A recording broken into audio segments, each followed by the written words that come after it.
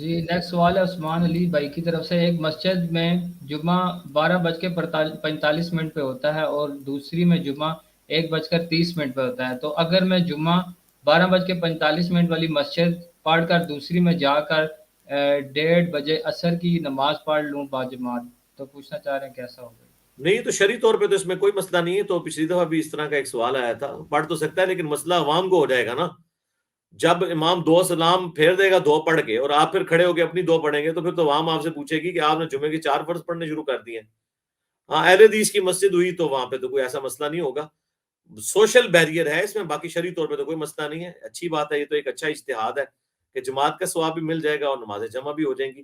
وہ تو صحیح مسلم میں اوپر تلے 10 احادیث ہیں، 1628 سے لے کر 1637، 1628 سے 1637 تک، کہ ابن عباس کہتے ہیں کہ اللہ کے محبوب صلی اللہ علیہ وآلہ وسلم نے بغیر خوف کے، بغیر بارش کے مدینہ شریف میں، یعنی بغیر سفر کے، ہمیں زور اثر کی نمازیں جمع کروائیں، اس کے بعد مغرب اور عشاء کی. تو تابعین نے پوچھا یہ کام اللہ کے محبوب علیہ السلام نے کیوں کیا؟ تو انہوں نے فرمایا تاکہ امت کے لیے اس معاملے میں آسانی ہو جائے اور کوئی تنگی باقی نہ رہے. تو اس سے یہ بھی پتہ چلا کہ خوف، بارش یا سفر اس میں تو کی جا سکتی ہیں، اس کے بغیر بھی کی جا سکتی ہیں. آسانی اس کو اویل کیا جا سکتا ہے بشرطے کہ جماعت کا اس طریقے سے اہتمام ہو رہا ہو. پر مسافر ہو تو اس کے لیے جماعت کا کوئی اتنا ایشو نہیں ہے. اس میں جو بعض نٹی گریٹیز ہیں تو اس میں نے ڈیٹیل لیکچر ریکارڈ کروا دیا ہے. نمازیں جمع کرنا حرام سوالیہ نشان، تو اس میں نے کافی تفصیل کے ساتھ جو ادھر ادھر کے اعتراضات ہیں ان کے جوابات دیے. ہاں جی نیکسٹ.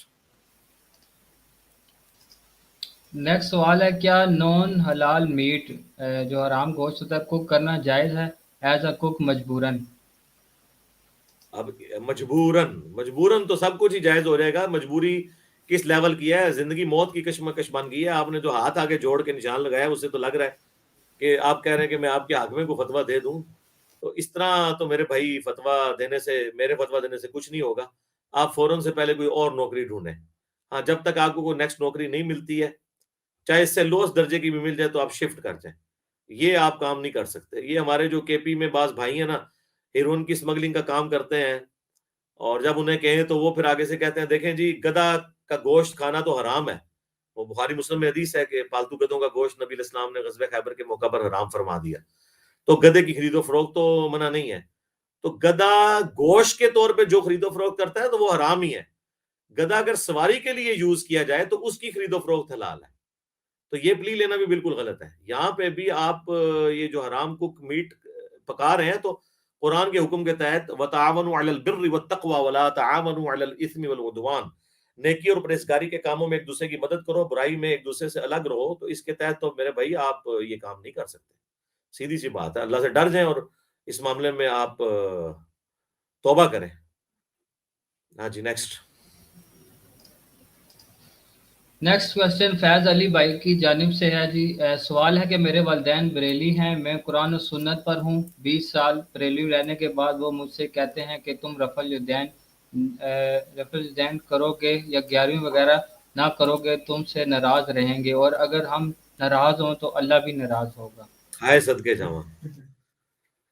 ان کو بتائیں سورہ لقمان میں اللہ تعالیٰ نے فرمایا کہ اگر ماں باپ کا حق اللہ نے بیان کر کے کہا کہ اگر یہ تجھے ابھارے اس بات پہ کہ تو میرے ساتھ کسی کو شریک ٹھہرا، اور شریک سے مراد صرف بت پرستی نہیں ہے، اللہ کے حکم کے ساتھ شریک ٹھہرانا بھی شرک ہے. یعنی اللہ فجر کے وقت مسجد میں بلا رہا ہے، آپ نیند پہ ہیں، تو یہ بھی شرک ہے. قرآن سے ثابت ہے. سورۃ الجاثیہ میں اللہ تعالیٰ نے فرمایا افرأیت من اتخذ الہہ ہوا، بھلا تم نے اس شخص کو دیکھا جس نے اپنی خواہش نفس کو اپنا خدا بنا لیا.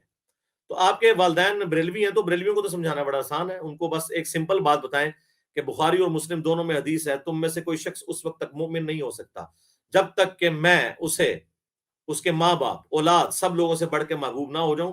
یہ حدیث سنانے کے بعد کہیں کہ والدین یہ بتائیے کہ آپ کا حق مجھ پہ زیادہ ہے یا اللہ کے نبی علیہ السلام کا. تو کون بدبخت ہوگا جو کہے گا کہ میرا حق زیادہ ہے؟ وہ تو اپنا ایمان ہی دھو بیٹھے گا.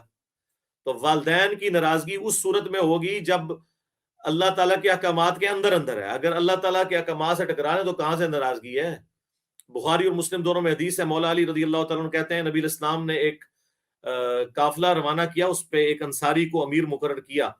اس کو غصہ آ گیا اپنے سب آرڈینیٹس پہ، تو اس نے کہا کہ آگ کا ایک بڑا الاؤ جلاؤ. انہوں نے الاؤ جلایا اور پھر اس نے کہا کہ جی دیکھو میں تمہارا امیر ہوں اور نبی علیہ السلام نے فرمایا تھا جس نے میرے بنائے ہوئے امیر کی اطاعت کی اس نے میری اطاعت کی، اور جس نے میری اطاعت کی اس نے اللہ کی اطاعت کی، اور جس نے میرے بنائے ہوئے امیر کی نافرمانی کی اس نے میری نافرمانی کی، اور جس نے میری نافرمانی کی اس نے اللہ کی نافرمانی کی، لہٰذا اب میں تمہارا امیر ہوں، تم سب کے سب اس آگ میں کود جاؤ۔ تو صحابہ میں اختلاف ہو گیا، کیونکہ وہ فقہ حنفی کے مقلد نہیں تھے، وہ صحابی کے بھی مقلد نہیں تھے، تو باب شاہی کوئی نہیں کہ ان کا کوئی مقلد ہو جائے۔ انہوں نے کہا کہ ہم نے آگ سے بچنے ہی کے لیے تو رسول اللہ کے ہاتھوں پہ ہاتھ دیا تھا صلی اللہ علیہ وآلہ وسلم، ہم تیرا یہ حکم نہیں مانیں گے۔ اور جب واپس آئے نبی علیہ السلام کی خدمت میں شکایت آئی تو آپ نے فرمایا اگر تم اپنے امیر کی اطاعت کر لیتے، یعنی اس بزرگ کی تقلید کر لیتے جو صحابی تھا، جن کی یہ تقلید کر رہے ہیں ان سے بہت بڑا تھا، بلکہ وہ اتنا بڑا تھا کہ اس کے قدموں کی خاک اڑ کے اگر اس کے گھوڑے کے نتنوں میں بیٹھتی تو وہ بھی کوئی امام اس کو نہیں پہنچ سکتا، تو اس کی تقلید بھی حضور نے کہا کہ اگر تم کرتے تو سیدھے جا کے جہنم کی آگ میں نکلتے۔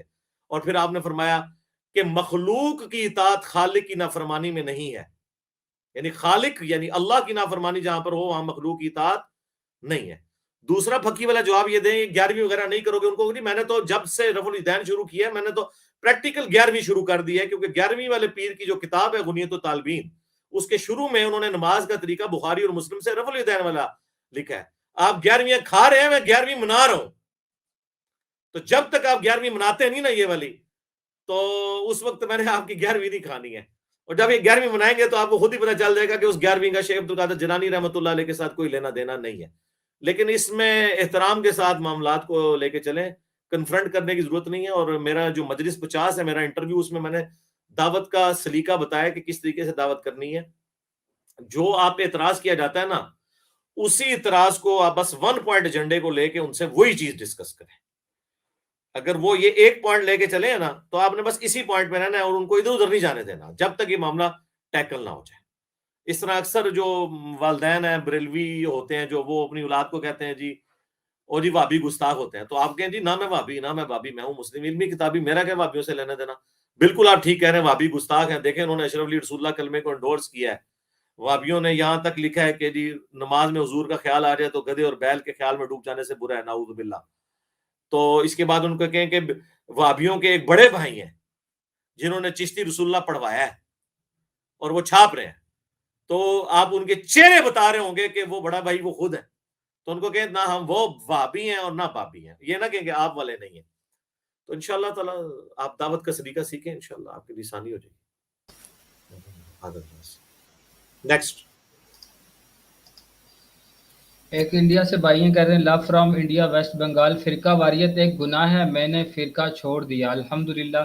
میرا ایک کوشچن ہے کہ 4 امام میں سے ایک امام کی تقلید کرنا واجب ہے؟ ہاں یہ میں نے کچھ تو جواب آپ کو دے دیا، اچھا ہو گیا، یہ تو کرامت ہو گیا نا، اس کو کرامت کہتے ہیں۔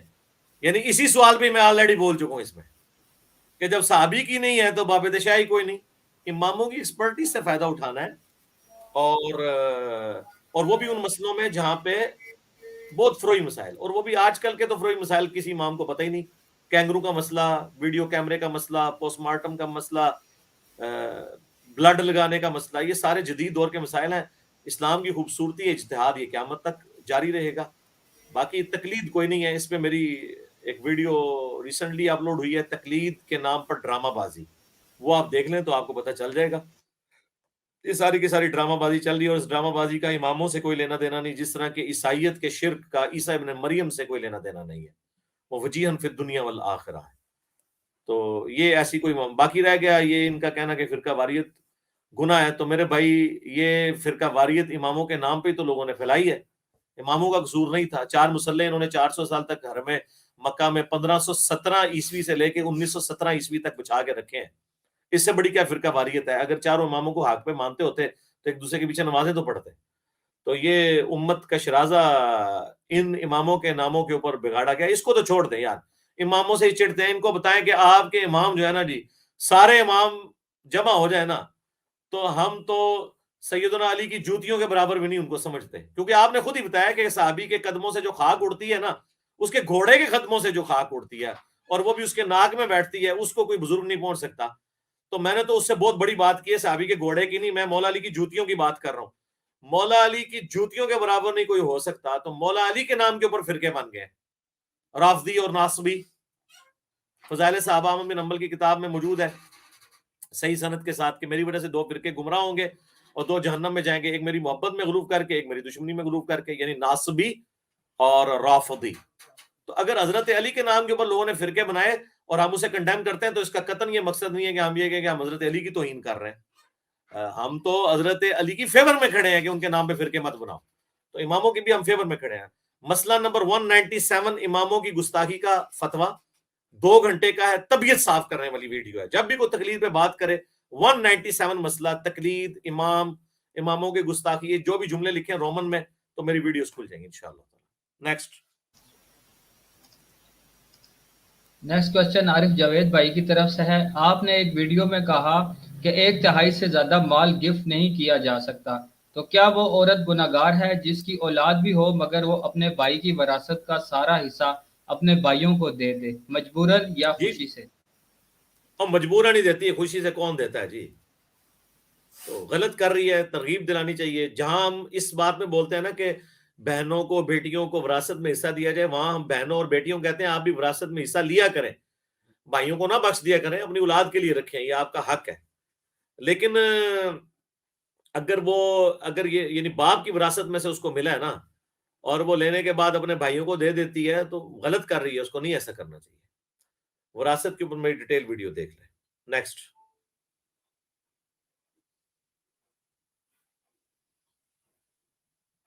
کوشچن ولید بٹ بھائی کی طرف سے ہے، حمزہ علی عباسی والی میٹنگ کب اپلوڈ ہوگی؟ نہیں، وہ اس میٹنگ کی کوئی ریکارڈنگ نہیں ہوئی ہے، تصویریں ہوئی تھیں، باقی اس میں گفتگو چونکہ عام لوگوں سے ریلیٹڈ گفتگو نہیں تھی، تو اس لیے ایز سچ اس گفتگو ہم نے اس طرح ریکارڈ بھی نہیں کیا، نہ میں نے اس کے اوپر کوئی ڈیٹیلز بنائی ہیں۔ وہ میٹنگ تو آلموسٹ 2-2.5 گھنٹے کی تھی، اس میں زیادہ تر بابے ڈسکس ہوتے رہے، اور بابوں نے جو کارنامے کیے سب کانٹیننٹ میں، اس کو ہم ڈسکس کرتے رہے، وہ سب کچھ میری ویڈیو میں ریکارڈ ہے۔ ابھی جو ریسنٹلی ایک ویڈیو اپلوڈ ہوئی ہے بابت شاہی کوئی نہیں، وہی آپ دیکھ لیں تو آپ سمجھ لیں میٹنگ کا ایجنڈا وہی تھا۔ نیکسٹ چودھری محب بھائی کہتے ہیں السلام علیکم، نماز کے دوران اگر مسکراہٹ آ جائے تو کیا نماز باطل ہوگی؟ دیکھیں جی، اگر آپ کے اپنے کانوں تک آواز پہنچ گئی ہے پھر تو نماز ٹوٹ گئی، ٹھیک ہے جی۔ اگر خالی مسکراہٹ ہے تو اس کو کنٹرول کر لیں۔ اس پہ اجماع ہے کہ نماز ٹوٹ جاتی ہے، اجماع امت ہے اس پہ۔ ہاں، اس پہ اختلاف ہے کہ وضو ٹوٹے گا کہ نہیں۔ حنفیوں کے نزدیک اگر آپ کے ساتھ والے نے آپ کی ہنسی کی آواز سن لی تو وضو بھی گیا، لیکن نماز ٹوٹنے کے اوپر تو ہے، اپنے کانوں نے سن لیا تو نماز ٹوٹ گئی جی، نماز دوبارہ پڑھنی ہوگی، اجماع ہے۔ تو جب اجماع ہے تو پھر قرآن و سنت سے دلیل دینے کی ضرورت ہی نہیں ہے، کیونکہ وہ عملی تواتر سے سنت ہی ٹرانسفر ہوئی ہوتی ہے۔ نیکسٹ یہ بھائی سوال کرتے ہیں، میرے والدین نے میرے رشتے کی بات خالہ کے گھر کی ہوئی ہے، منگنی نکاح بھی نہیں ہوا، میری وہاں کوئی دلچسپی نہیں، میرا ہمسایوں میں شادی کا ارادہ ہے، اب مجھے والدین کی ماننی چاہیے یا والدین کو اپنی منوانی چاہیے؟ بس یہ جو آپ مجھے بتا رہے ہیں اپنے ماں باپ کو بتا دیں، اور اگر وہ نہ مانے تو اپنی آپ خالہ کو جا کے بتا دیں کہ میں نے اسے رکھنا کوئی نہیں ہے، انشاءاللہ خالہ خود ہی یہ معاملہ ختم کروا دے گی۔ نیکسٹ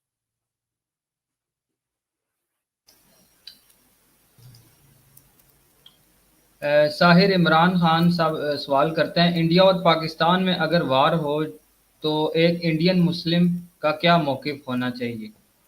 مشکل سوال ہے جی، اللہ نہ کرے وار ہو، ہم تو اس حق میں نہیں ہے کہ وار ہونی چاہیے، کیوں ہو وار؟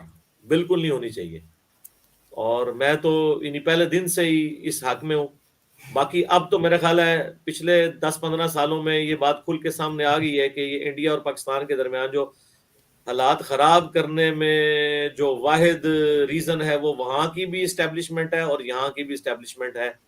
انہوں نے اپنی مراد کو، اپنے بجٹ کو برقرار رکھنے کے لیے سارے کے سارے معاملات کیے ہیں، لیکن اب آپ دیکھ لیں پاکستان میں پالیسی شفٹ آ گیا ہے۔ اب موجودہ جو ہماری اس وقت اسٹیبلشمنٹ ہے وہ تو اس حق میں ہے کہ جی انڈیا کے ساتھ دوستی ہونی چاہیے تاکہ آپس میں تجارت ہو، یہ معاملات چلتے رہیں، اللہ نہ کرے کہ جنگ کی نوبت آئے۔ تو اب میں آپ کو کیسے کہہ دوں کہ آپ وہاں پہ ہوں تو جو آپ انڈیا کا ساتھ دیں، اور نہ میں آپ کہوں آپ پاکستان کا ساتھ دیں، اس طرح تو اب جب وہ سچویشن آئے گی تو اس وقت پتہ چلے گا کون حق پہ ہے کون باطل ہے، ٹھیک ہے۔ یہ تو نہیں ہے کہ مسلمان جب کبھی بھی لڑائی کسی غیر مسلم ملک سے کر رہا ہوگا تو وہ ٹھیک ہی کر رہا ہوگا، ظلم بھی ہو سکتا ہے، دونوں طرف سے ظلم یعنی ہو سکتا ہے، یہ تو ایٹ دا اسپاٹ ڈیسائیڈ کیا جائے گا۔ تو بال اس میں آپ کو یہی کہوں گا کہ جو حق پہ اس کا ساتھ ہے. عقیدہ بعد میں دیکھیں، پہلے یہ دیکھیں کون حق پہ ہے، اس کا آپ ساتھ ہے. قرآن نے تو ہمیں یہ بتایا کہ ٹروتھ لور بنو، تو سچائی کے آپ نے ساتھ رہنا ہے. اور سورۃ المائدہ میں ہے کسی قوم کی دشمنی تم میں اس پہ نہ ابھارے کہ تم انصاف کا راستہ چھوڑ دو، انصاف کرو یہی تقوی کے قریب ہے. تو جب وہ واقعہ آئے اور اگر آپ کو نہ پتہ چل رہا کون حق پہ ہے تو آپ نیوٹرل ہو جائیں، غیر جانبدار ہو جائیں. نیکسٹ. نیکسٹ کوشچن قرآن تلاوت کی طرف سے. علی بھائی ٹی وی پہ ویڈیو چل رہی ہوتی ہے اللہ کا یہ نام پڑھیں، یہ نام اتنی بار پڑھیں یہ ملے گا، دم کریں یہ ہو جائے گا، اس بات کی کیا حقیقت ہے؟ کوئی حقیقت نہیں ہے، بزرگوں کے بنائے ہوئے وظائف ہیں، ان کی کوئی قرآن سنت میں حقیقت نہیں ہے. قرآن و سنت میں جو وظائف آئے ہیں وہ ہماری ویب سائٹ ahlsunnatpak.com پہ صبح شام کے سنت اذکار بلو کارڈ کی شکل میں، فرض نماز کے بعد اذکار گرین کارڈ کی شکل میں P D F free download کریں تو ان کو آپ پڑھیں. باقی اگر کسی کو ایکسپیرینس کے ذریعے کوئی چیز پتہ چل جاتی ہے کہ وہ اس طرح کرنے سے اس کا مسئلہ حل ہوا ہے، ضروری نہیں اس طرح ہی حل ہوا ہو، تو مشورے کے طور پہ اگر کوئی دے سکتا ہے، کوئی کہتا ہے جی آپ یہ کر لیں تو اس میں کرنے میں حرج نہیں ہے. انڈیویجول لیول کے اوپر اجتماعی اذکار جو ہے نا وہ بدعت ہے. انڈیویجول لیول پہ کوئی اللہ تعالیٰ کے کسی نام کا ذکر کرنا چاہتا ہے، ہمیں اس پہ کوئی اعتراض نہیں ہے، سوائے اس کے کہ نبی علیہ السلام نے ہمیشہ اللہ تعالیٰ کے نام جو ہیں وہ صفات کے ساتھ ذکر کیے ہیں، صرف اللہ کا ذکر بھی نہیں بتایا، سبحان اللہ بتایا. اللہ پاک ہے، الحمدللہ تمام تعریفیں اللہ کے لیے ہیں، اللہ اکبر اللہ بڑا ہے، یہ بڑائی اللہ کے لیے ہے، لا الہ الا اللہ اللہ کے سوا کوئی معبود نہیں، لا حول ولا قوت الا باللہ نہیں ہے طاقت گناہوں سے بچنے کی اور نہ ہمت نیکیاں کرنے کی مگر اس کی توفیق سے. تو یہ پورے پورے جملے ہیں جن کے ساتھ ہیں. صرف ناموں والا ذکر ہمیں تو کوئی قرآن و سنت میں نہیں ملا جی. نیکسٹ. تراب حیدر صاحب سوال کرتے ہیں امام حسین پر رونے کو بدعت کیوں کہتے ہیں جبکہ فضائل صحابہ کی حدیث 1154 میں امام حسین نے فرمایا جو ہم پر آنسو بہائے اللہ اس کو جنت میں داخل کر دے گا.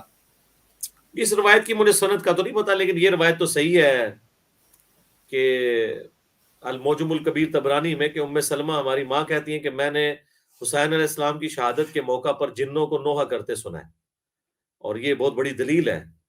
اور ویسے وہ نوحہ کے الفاظ ہیں عربی میں، لیکن وہ اردو میں ترجمہ کرنے والوں نے اس کو لکھا ہے روتے ہوئے سنا ہے. تو روتے ہوئے صرف رونے کو نوحہ نہیں کہتے ہیں، یعنی انہوں نے تعریف کے ساتھ روئے ہیں. اور ہم نوحے کو بھی برا نہیں سمجھتے کہ اس میں شرکی الفاظ نہ ہو.